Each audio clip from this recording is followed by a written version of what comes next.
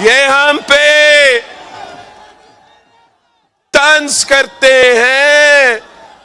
वो कहते हैं कि आपका तादाद कम है, आप क्या करे हो, क्यों लाहौर आए हो इलेक्शन लड़ने के लिए।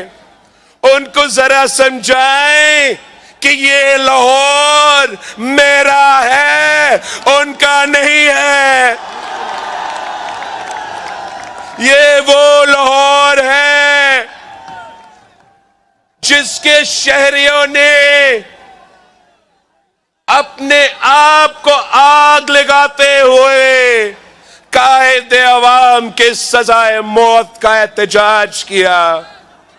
ये वही लाहौर है जिसने शहीद मोहतरमा बेनज़ीर भुट्टो की बेमिसाल तारीखी इस्तकबाल किया और मुस्लिम दुनिया की जब वो पहली खातून वजीर आजम बनी तो ये लाहौर शहर ने शहीद मोहतरमा बेनज़ीर भुट्टो को वजीर आजम बनाई थी।